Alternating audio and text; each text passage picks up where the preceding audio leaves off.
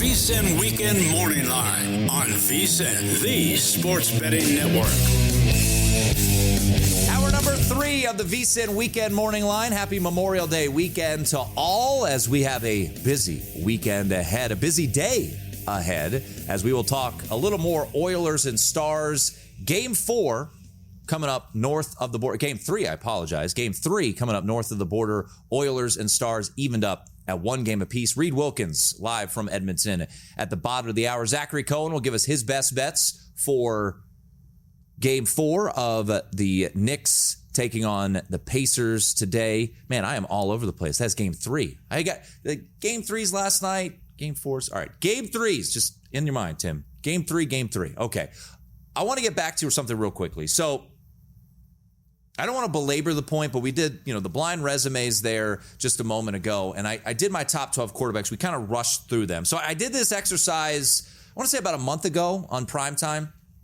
And, some people noted that I have Arch Manning too low. And my thought process was, all right, I get it, but I don't know what Arch Manning is going to be. I'm not saying that he is going to be the 7th quarterback. I said right now I have him at number 7. But I've got a couple omissions here, and I wanted to point this out because I think one is pretty glaring. So if you're watching with us, I've got Devin Dampier at 12. I love Devin Dampier. He's from New Mexico. I think he's going to fit very well at Utah. But I'm going to talk out of both sides of my mouth here because I love Devin Dampier, and I think he's going to flourish at Utah. I don't know yet about John Mateer. So John Mateer, if you are just kind of a little groggy and wondering about college football, John Mateer was Washington State's quarterback a year ago, and he put up prolific numbers for Washington State. And they went out, Oklahoma did, and they grabbed not only Mateer, but they grabbed his offensive coordinator, Arbuckle. So he comes in to Norman as well. And I didn't put him on my top 12. And I could end up looking like a complete and utter dope. It wouldn't be the first and won't be the last. And I'm not saying I'm not excited about it. And I know there are a lot of folks out there in the college football world that are high on John Mateer.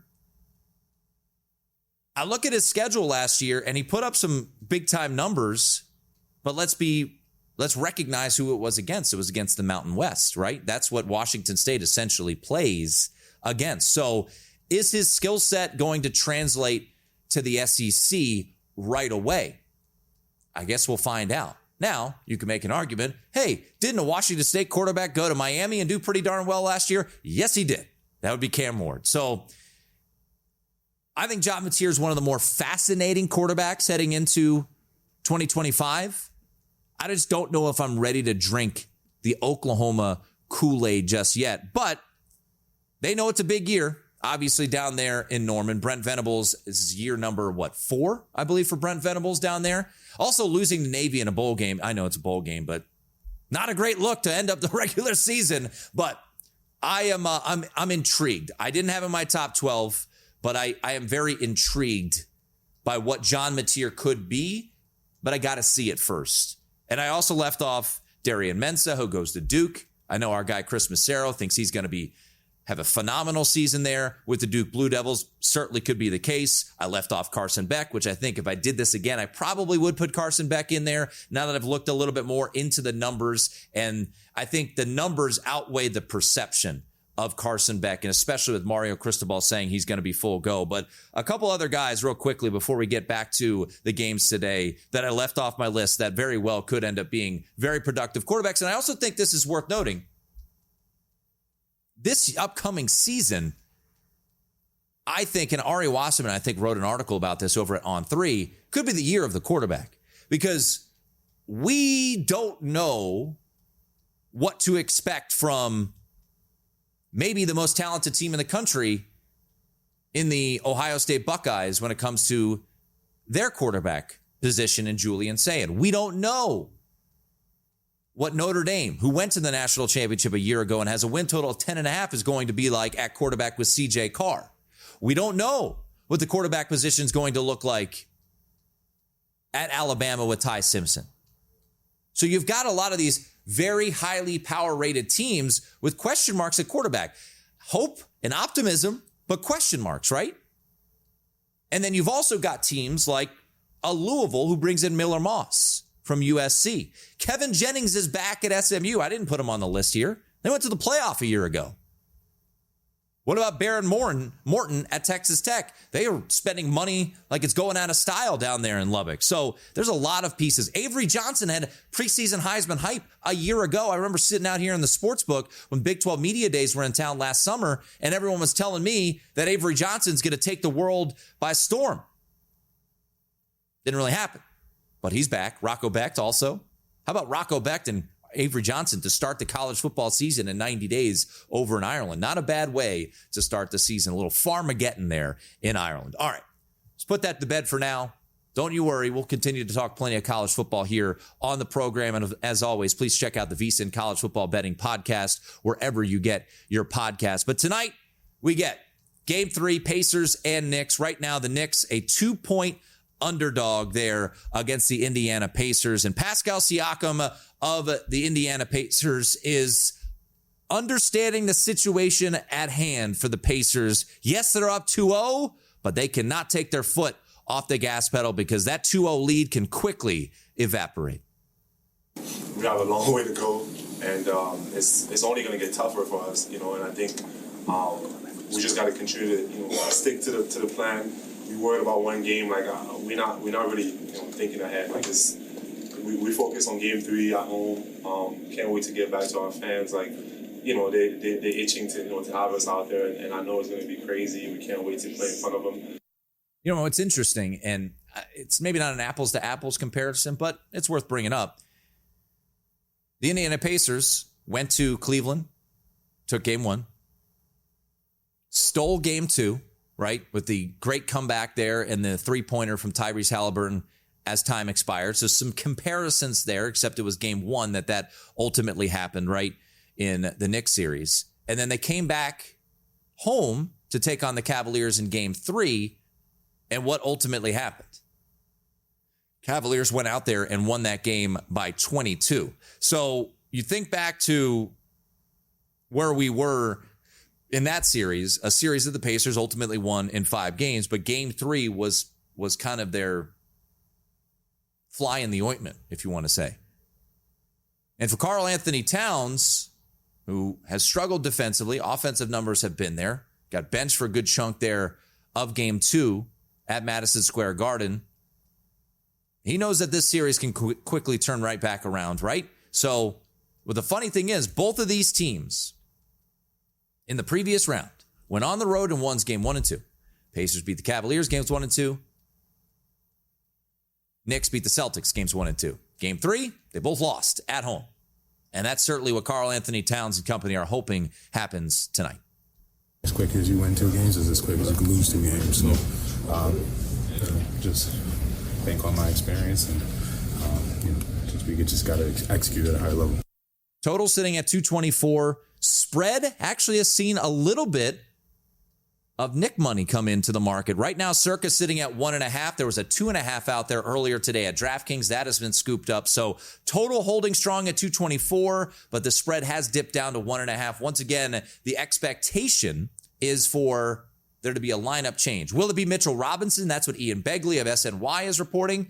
Or could it be, as Wes Reynolds kind of indicated, would this be kind of a bait and switch? Could it be Deuce McBride into the starting lineup? I want to talk more about this game. We'll do that with Zach Cohen coming up in 5 minutes. But before we wrap up this segment, of course, it's not the only Game 3 today. On the ice this afternoon, 3 o'clock Eastern, puck drop there in Edmonton, the Oilers and the Stars. And Stuart Skinner, 3 shutouts in his last 4 games. Shut out the Dallas Stars in Game 2, 3-0. We had Greg Wyshynski of ESPN on earlier today, and he's not fully buying in just yet on Stuart Skinner being the next Dominic Hasek in net. I hesitate to give too much credit to the Edmonton Oilers. The Dallas Stars had 40 shots that missed the net or were blocked in game 2. They had more turnovers in the first 2 periods of that game than they had in any complete game in the playoffs. They did not play very well. They did not execute their game very well. But I can see why Edmonton is a favorite today. I mean, we don't know what the status is of Rupe Hintz, the top center for the Dallas Stars. Obviously, 5-on-5, they've really not played all that well or gotten to Edmonton's level. But, they've been a pretty good road team throughout these playoffs. You still believe that they're going to go into Edmonton hoping to get a split to preserve home ice for themselves. Will it be today? Will it be game 4? I don't know. But clearly Edmonton is trending in the right direction in this series. Wilkins will join us here coming up bottom of the hour. We'll get his insight live from Edmonton. And where is he on this Oilers squad? Right now, if you look over at VSiN.com, the Oilers a minus $1.75 favorite at DraftKings, 71% of bets, 66% of the handle. As for the total, 40% of bets are on the over, but 53% of the handle on the over as well. And folks, if you want to know where the money is really going, you want access to those betting splits over at VSiN.com, well, guess what? You can get access to those for as little as $9.99 for your first month. Head on over to VSiN.com/subscribe. You get both Circa and DraftKings Sportsbook, so that's giving you the insight into where sharp action is ultimately landing. As you know, Circa, known for taking those big bets from professional bettors, DraftKings provides a broader market perspective. So head on over to VSiN.com/subscribe and check out those betting splits for as little as $9.99 for your first month. Over in the NBA, before we hit a quick break, as we take a look at those betting splits, right now you're seeing the New York Knicks getting 44% of the money, but 52% of the handle. Where is Zach Cohen on Knicks and Pacers? We'll get his thoughts next right here on VSiN, the Sports Betting Network.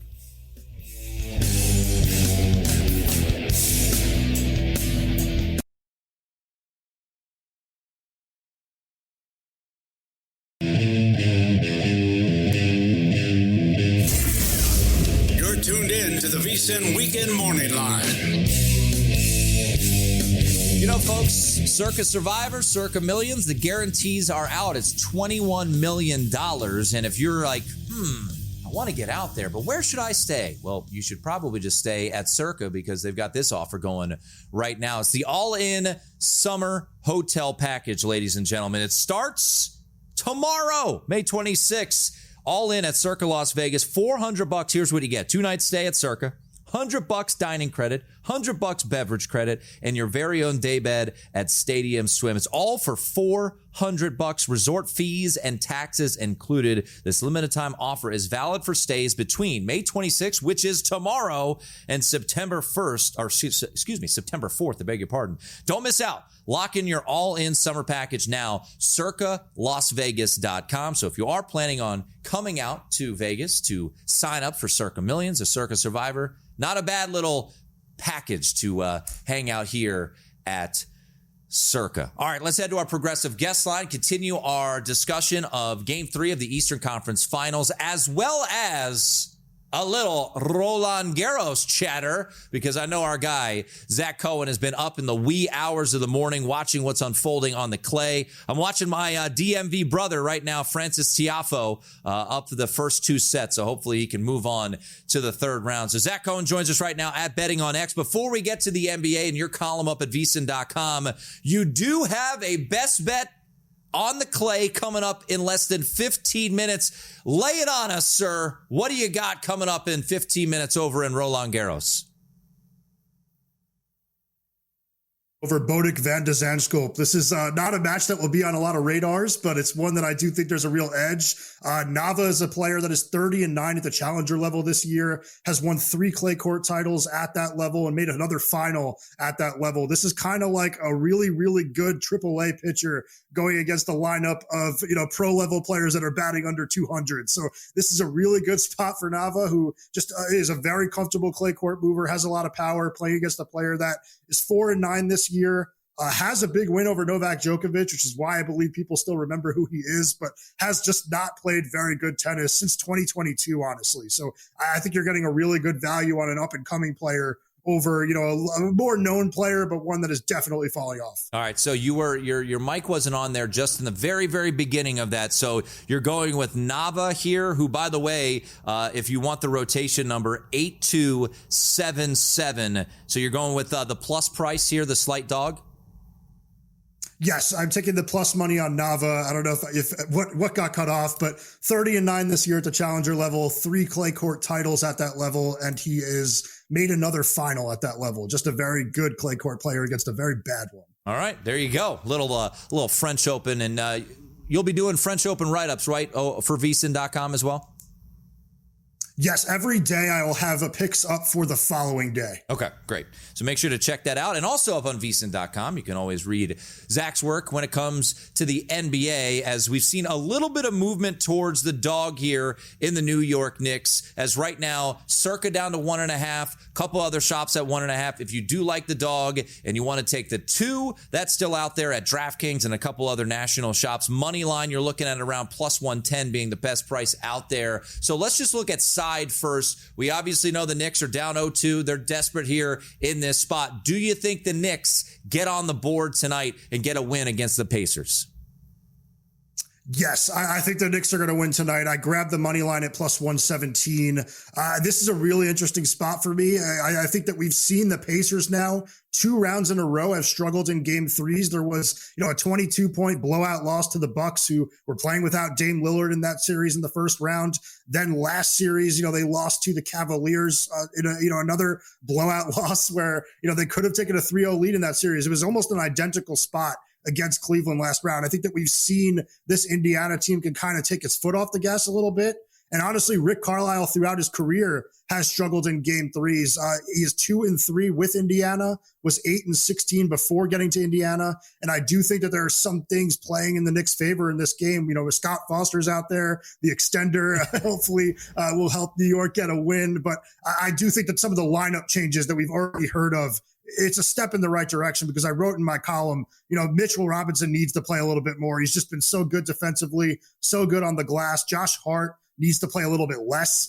I just think that he's making it a little bit too easy on the Pacers to guard them. There's just no spacing when he is out there. It's just so easy to guard the other guys. And I think Deuce McBride needs to play a little bit more. So I am interested in seeing if Wes was right about that gamesmanship, because McBride's a player that I'm targeting on the player prop market. Yeah, we'll get to that here in just a moment. So I haven't gotten there yet. I certainly lean Knicks. I have a pre-series bet, not on either one of these teams, but I expected this to be a long series. And the fact that it's 2-0 going back to Indiana in favor of the Pacers doesn't make me feel great about over 5.5 games. But I feel like, and it's interesting you brought up the Cleveland game, because I had just mentioned this. You think back to both of these teams just a series ago, right? Knicks win both games in Boston, lose game 3 on home floor. Indiana wins both games in Cleveland, lose game 3 here, lost game 3, I should say, on their home floor. So if it is a Knicks win today, like you are betting and you have already bet, is there a correlation at all to the total? Because I feel like the Knicks want to slow things down, and we've seen the defense and the defensive ratings be just putrid for the Knicks. Are they able to tighten it up defensively? So anything from a total standpoint right now, sitting at 224, Zach?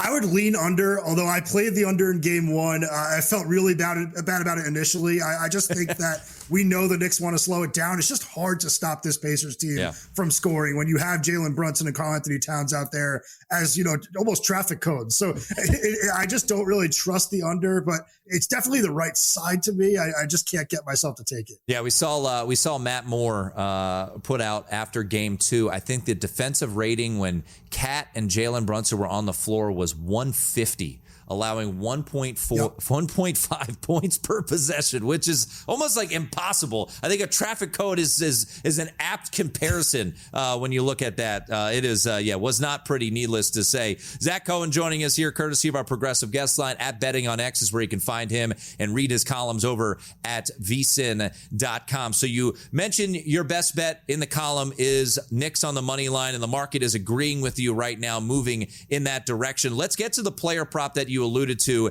and there may be a situation. Is it definitely going to be going to ultimately be Mitchell Robinson, or could we see it be Miles McBride? So right now, DraftKings has over 1.5 threes for Miles McBride at plus 140. What do you make of this number here in the prop market?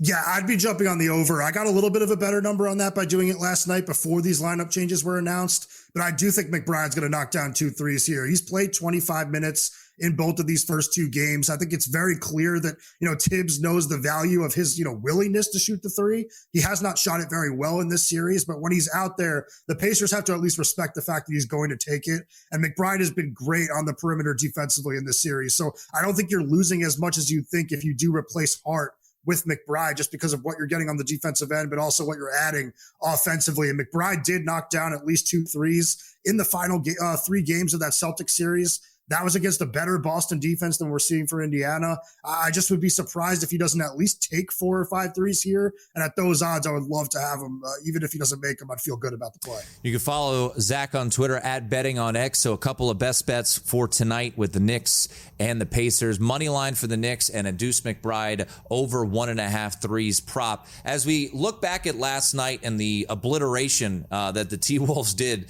to the Oklahoma City Thunder, any concerns about the Thunder moving forward here? They're still the odds-on favorite ultimately to win the championship, let alone the series. Still massive favorite. So anything nerve-wracking come out of that, or is it just a weird spot that the T-Wolves were able to bring it home with ease? What's nerve-wracking to me, I guess, is that they have not performed well on the road throughout the postseason. Even if you go back to the Memphis series where they swept, like they were down 30 when John Morant got injured. They barely beat a Morantless, Grizzlies team in Game 4. Then they lost 2 of the 3 games in Denver in the last series. It's just been kind of a consistent theme with them where, the turnover rate that they have, it's number 1 in the league. It goes down a little bit when they're on the road. It's not, as, common that teams will cough the ball up as much against them. And those role players that, we've kind of been questioning all throughout the, the playoffs, they don't shoot as well on the road, which is kind of normal for role players. But, some of those guys are not considered role players, like a Jalen Williams, Chet Holmgren. These are supposed to be secondary and tertiary stars. For Shai Gilgeous-Alexander, they are not really performing up to that standard. And I do think, the Timberwolves are a good bet again in Game 4. I think that we might see, the Thunder win in 7 now. He is Zach Cohen. You can follow him on Twitter at Betting on X. And we are going to go to the window with Emilio Nava plus 110 coming up here in about 20 minutes there over at Roland Garros. Love it. There he is, Zach Cohen. Make sure you check out his column each and every day on VSiN.com. And just mentioning, you want access to that article? Well, guess what? You can become a VSiN Pro subscriber, but time is running out on this great deal, $199, and you get 14 months of VSiN Pro access. So that's 2 months free, $40 off your normal yearly subscription, less than 50 cents a day, but you've got to do it by May 31st. VSiN.com/subscribe. The promo code is PRO to sign up now. VSIN.com/subscribe. Oilers Stars this afternoon. We get the latest next.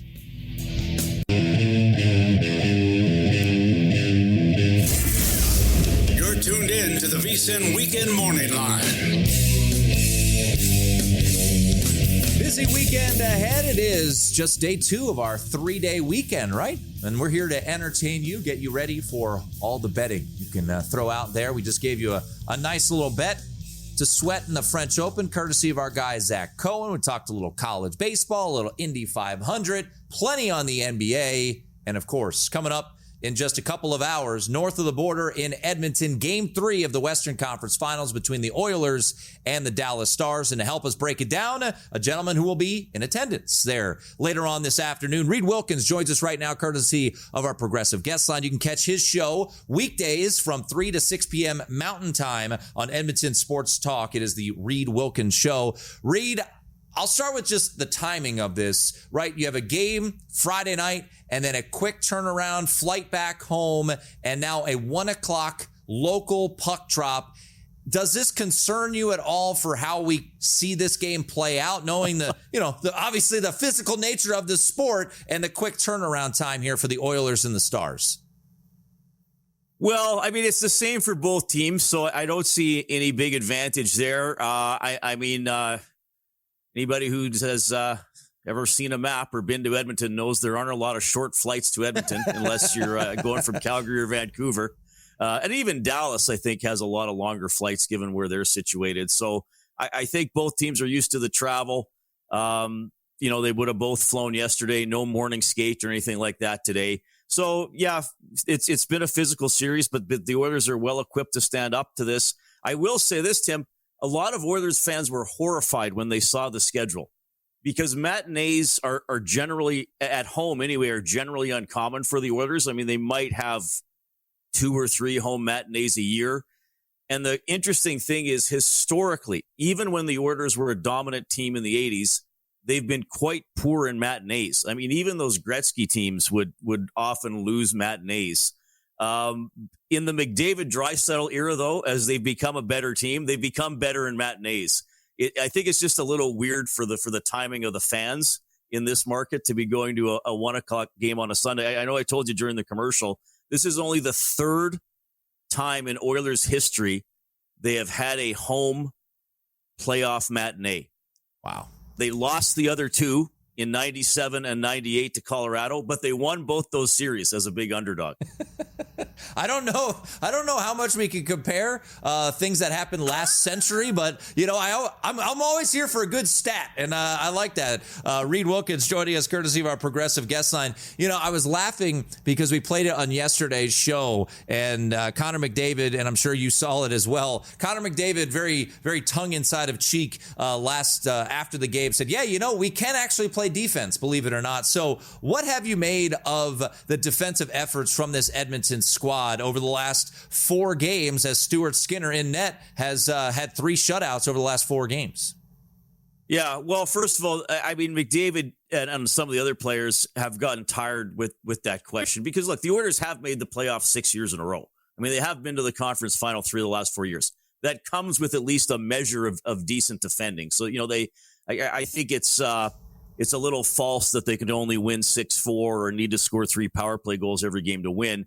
But I think the words that I would use when the Oilers are playing well, and as they have done most of the time since Game 3 of the LA series, in control and commitment. And by in control, I mean, they're not running around. They're not chasing chances. They're not gambling. They're not making dangerous passes up the middle of the ice. If they're in trouble, chip it out, chip it in, get it to the next zone, and then go to work there. And then just the commitment for the shot blocking, for the defensive positioning. I mean, look, hockey's a scrambly game, right? At this time of the playoffs, the puck's going to be in your end. But I think what we've seen here is as we got through the Vegas series and then certainly in Game 2 on Friday, a Dallas player might get the puck in the high slot. They might get the puck at the top of the circle. They look up, and there's 5 Oilers between him and the net. Not in a line necessarily, but a couple guys in the shooting lane. Other guys drop back to take away passing lanes. And so then for Dallas to make a play, you got to get the puck through a lot of sticks and a lot of legs. We're talking once again to Reid WIlkins, who is a host up there in Edmonton, 3 to 6 p.m. Mountain Time. Catch his show, The Reid WIlkins Show, on Edmonton Sports Talk. So when you look at Stuart Skinner, and I'm sure he was the topic du jour after his brutal start to the postseason and getting pulled from net after the first 2 losses to the Kings, I asked this question to Greg Wyshynski in the first hour of the show, and I'm going to ask it to you. Do you believe in Stuart Skinner right now, or is this a situation of the defense in front of him stepping up? What's your assessment right now of Skinner's play in net? Yeah, well, that is the big question. I mean, we have audience members on our station that still wouldn't give Stu the credit for the shutout. He didn't do enough.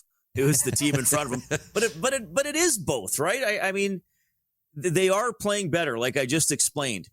But, Skinner is making the saves that he needs to make. And I think, the Oilers don't have Bobrovsky or a Shesterkin or a Hellebuck, say, like some of those guys that can every once in a while win a game almost single-handedly. Neither goaltender is like that. So they need their goaltender to clean up the mistakes and make the saves that he should make. And Skinner has done that. Pickard was doing that most of the time when he was in. Look, overall, it's been a difficult year for Skinner. He did not play as well in 24-25 as he did in 23-24. But, I mean, now at this time of year, like, it's winning time. Either you get the W or you don't. 1-0 or 6-5. You got to stop the next shot. You got to prevent the other team from getting some momentum. So that's what I look for Skinner. And even in the playoffs, teams talk about building their games. I think Skinner's trying to do that as an individual as well. And the way I look at it is it doesn't matter what Stuart Skinner did on January 3rd, and it doesn't matter how I think he might play in a game on November 27th. And if next season, he's got to come out there and lock it down tonight or this afternoon. Yes, there's still that little bit of uncertainty what if an early one goes in? What if he appears like his lateral movement isn't where it needs to be? For sure. But again, if this team limits the grade A chances against and then Skinner stops the other shots, they got a pretty good chance every game. I don't know if Greg was saying this or maybe people were saying this to him and said, if Reid lets in one, or not Reid, you're not in net tonight. But I'd let them all in. If Stuart Skinner lets in one goal, you should just pull him right away, right? Because his 3 wins have all been shutouts. So if there's one goal slipped in, take him out. It's all over. Reid WIlkins joining us here, not going to be goalie. We can confirm that tonight. That will be Stuart Skinner. If Roope Hintz is unable to go tonight for Dallas and he's a game time decision, we'll find out a little bit more. I think Pete DeBoer is going to meet with the media here in just a little while. And as you mentioned, no morning skates, so we weren't able to see. How big of a loss is that if Dallas is without Hintz this evening? Yeah, I think it's a significant loss. I mean, obviously he's one of their top players, very good all-around player.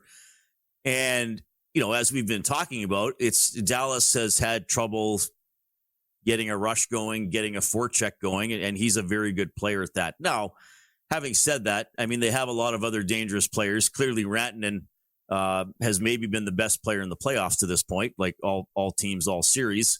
They still have Johnston, they still have Robertson, who are a little quiet through 2 games, but can be dangerous guys. And obviously, they have all the star defensemen like Heiskanen and Harley and Lindell's a very good player as well. But I do think it's a loss because you also lose a potential guy who can try to check Connor or Leon, right? So is that something the Oilers are going to be able to exploit on home ice now that they get the last change? All right, let's get to it, Reid. How do you see it playing out this afternoon? Total around 6.5 goals, and the Oilers are the betting favorite at around minus 160. How do you see this afternoon playing out in Edmonton? Oh, great. The one thing I'm terrible at, making predictions, giving advice on wagers. Well, I think I think we've seen enough from Edmonton and Dallas that I would go with the under. Just because of how they've been checking and certainly how Edmonton has been checking. I mean, you got to like the Oilers at home. And here's the thing. How the Oilers have been the better team, or, they've been even or better, and in some cases largely better than Dallas for about 113 of the 120 minutes in this series. Dallas won game 1 because the Oilers cratered on the penalty kill. So the way, I'll say this, the way the Oilers are playing is repeatable, and they have been repeating it more often than not. So you got to like them at home. I think you made a good point earlier, though. Matinee, maybe a different feel, maybe a different vibe, maybe some goofy things happen, but I would still go with the under. And hey, I'm in Edmonton. I'm like 20 blocks from the arena right now, so we got to go with the home team. Yeah. We don't want to get you in trouble there. All right. So, but we will look under. Reid, appreciate the insight. Enjoy the game this afternoon. Okay, thanks so much for having me. There he is, Reid WIlkins, courtesy of our Progressive Guest Line. Follow him on Twitter. It's his name, at Reid WIlkins. He is the host of the Reid WIlkins Show there on Edmonton Sports Talk from 3 to 6 p.m. Mountain Time. All right, we'll put a bow on the show. We'll put all of the best bets that we've discussed into the final segment here and get you ready for what will be, no doubt, a very busy Sunday of a holiday weekend. Come on back, one more segment to go. It is the VSiN Weekend Morning Line.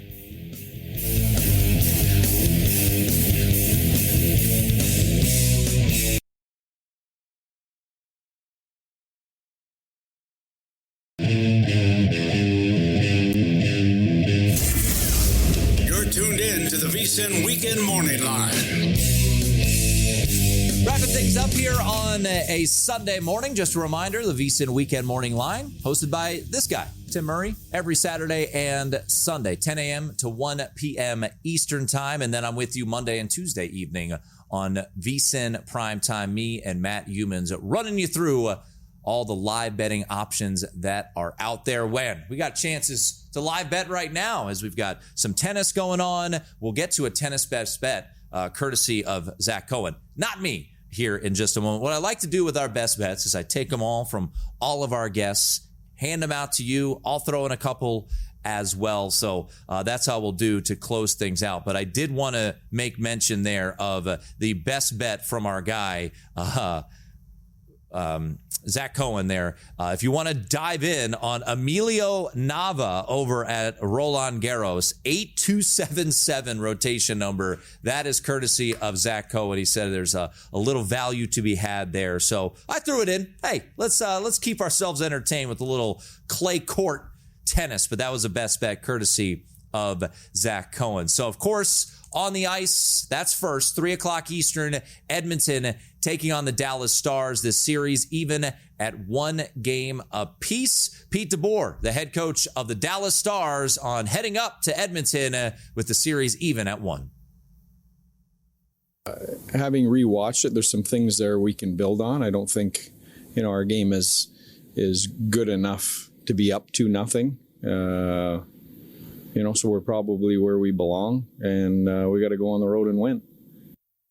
All right. He keeps it simple. Pete DeBoer there. Right now, you're looking at a spread or a money line that is Dallas plus 150. You can get out there if you do think the Dallas Stars ultimately come back or to take care of business and go up 2-1 as Edmonton getting some money. Right now, looking at Circa, this number has just trickled up another 2 cents. So it has moved 17 cents from open, minus $1.45 out to minus 162. Chris Knobloch, he is the head coach of the Edmonton Oilers and knew that the win on Friday was vital as they headed back to Edmonton for today's game. Coming back to Edmonton down 2 would have been very difficult against this team. I think we've responded really well after losses for the most part, and we knew we needed a good effort to get that win. And there's a lot of things I liked. Definitely liked the fact that we won the special teams battle in Game 2 with a power play goal, and penalty kill looked good. Obviously, Stuart Skinner's play has been tremendous. The 3 of the 4 games is an understatement. And then, getting contributions from everyone and everyone digging in and playing pretty well.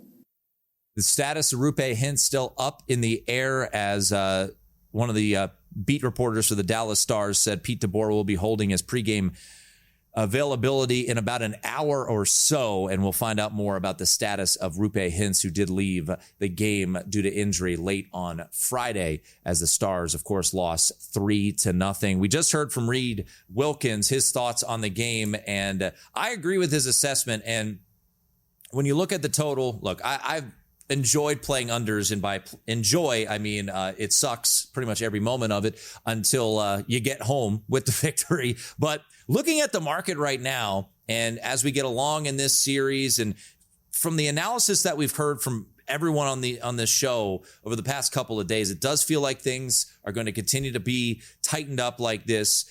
You look at the Dallas Stars, exploded for 5 goals in the third period, but as Greg Wyshynski pointed out astutely, they had 3 power plays there in the third period as well in Game 1. So do we see more of the Game 2 feel here this afternoon? I think so. And by the way, DraftKings, the only 6.5 out there, and it's under minus 120. So I'm going to go under 6.5 here as a best bet for today. Oilers and Stars, I'll go under 6.5. Once again, DraftKings does have that hook out there at minus 120. And our best bets, as always, brought to you by our friends over at GBank. And how about this? Introducing the $500 trifecta from GBank, First Bet, and VSiN. All you need to do is open a GBank Visa Signature credit card. In the first 90 days, deposit and play through $1,000 at First Bet to trigger the $500 trifecta. You'll receive $200 in cashback rewards on your GBank Visa Signature credit card. First Bet will give you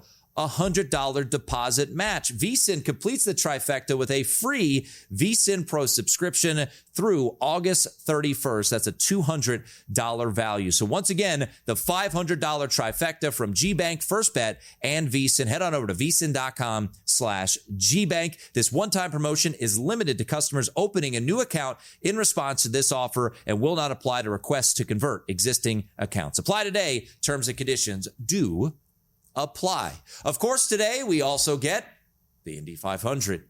Indianapolis, it's going to be quite the day with game number 3 of the Eastern Conference Finals, which we'll get to here in just a moment. But Wes Reynolds, our own Indianapolis native, was on the program earlier today, and he gave us his thoughts on what to expect today from the Indy 500 and 5 best bets. Here's Wes Reynolds. Well, probably the one at the top of the board is going to be Pato Award and I think it's Cirky's 4-1. You might be able to get a 5-1. I still see one at Bet Rivers, but Pato Award, if you remember last year, lost on the last lap to Joseph Newgarden, who's now won back-to-back Indy 500s, even though he's going to have to come back from 32nd on the grid to make it 3 for 3. But Pato Award, look, he was crushed at the end of the race last year. He goes, we are so effing close, and didn't abbreviate the effing. He was right there, and he finished runner-up a couple times. So Pato Award is mad fast. He's very good on ovals, riding for the Aero McLaren team. By the way, McLaren won this morning in Monaco for the Formula One, the Grand Prix, Lando Norris. So McLaren trying to do the Monaco and Indy sweep this afternoon. I think they got a very good shot with Pato. And also, if you're looking for a dark horse, his teammate, Christian Lundgaard, at 25-1, who was with Rahal Letterman Lanigan. Now he upgrades teams with Aero McLaren. That could be a guy if you look in the mid-range. But in terms of the short prices, I'd say Pato Award at 5-1, and also Scott Dixon at 8-1. The best driver of this era in the IndyCar Series has only won one Indy 500, and that was back in 2008. He's got, I believe, 3 runner-ups and also 3 thirds here. So Award and Dixon, a lot of people are going to gravitate also towards Alex Palou, the man from Spain, who is about 6-1. He has won 4 or 5 races this year in the IndyCar Series. So he's won them all on road and street courses, has never won on an oval, but he's been the best driver in the class of the field and really the best driver in the series all year. But my full card was Pato Award, Scott Dixon at 8-1, and then in the mid-range, Christian Lundgaard, 25-1. David Malukas driving for AJ Foyt at 27-1, and Kyle Kirkwood driving for the Andretti team at 35-1. If you want to go with a few long shots, so we'll make it 5 for the 500. There you go. Wes Reynolds laying it out there for you. Indianapolis 500 best bets from Wes Reynolds. He also said he likes the under, and I would say this, an under for the Pacers and the Knicks. I am leaning that way as well, and I'm just looking at the market, and I'm kind of the mindset, maybe you wait. You don't really need to. A couple 224.5s has just popped up at some books. So New York and Indiana tonight. Best bet from Zach Cohen over at VSiN.com, and earlier this hour, he likes 2 in the Pacers and Knicks game. He likes the Knicks on the money line, and you're starting to see some money come in on the New York Knicks right now. It looks like the best money line price, plus 110, is out there, and he also likes Miles McBride, to go over his 3-point prop. So those are 2 best bets from Zach Cohen regarding Knicks and Pacers. And once again, Wes Reynolds, he said he did lean towards the under, and I think that's where I might ultimately end up, but no best bet as of for now for me. Once again, Knicks, could you please win this game? I mean, come on. We need this series to extend a little bit so some of us can cash our over 5.5 games bet. And then lastly, as I like to sum up our best bets from our guests, and yesterday, Matt Grissom sitting here next to me said he liked Ole Miss, and they were around a plus 210 dog, and they went out and they won the damn thing, beating LSU. So he's going back to Ole Miss and Vandy. He's looking at the under, and right now 10.5 juiced under is available at DraftKings. So he likes under 10.5 in Ole Miss and Vandy. And then, you know what? I'm going to get in on it. Give me Nebraska. Nebraska 2-1 dog against UCLA. They need a win to get into the field of 64, which will be unveiled tomorrow. So how about a little afternoon sweat from Charles Schwab Field in Omaha? Give me the Corn plus $2 to beat UCLA and to win the Big Ten championship. And once again, best bet for me, we'll go under 6.5 in Oilers and Stars, and a little fun afternoon sweat at the same time. Put on Big Ten Network, and hopefully the Corn can upset Cody Decker's alma mater, UCLA. All right, that's going to do it for our show. Coming up next, ladies and gentlemen, Mike Somich and Matt Brown. They've got you covered with Ready, Set, Bet. Then we'll have live bet Sunday from 4 to 11 p.m. and then cashing out to wrap up the day. Thanks to our guests, Greg Wyshynski, Thomas Gable, Matt Grissom, Wes Reynolds, Zach Cohen, and Reid WIlkins. I'm Tim Murray. Mike and Matt, they're next right here on VSiN, the Sports Betting Network. This is your before and after story. Southeastern College can help you prepare for a secure and fulfilling career in the growing healthcare field. We offer a wide range of careers to choose from, so whether you want to be a medical assistant, medical billing and coding specialist, nurse, surgical technologist, or another healthcare career, we've got you covered. Become a vital part of a healthcare team and make a real difference. Southeastern College, your future is bright. Visit sec.edu to get started.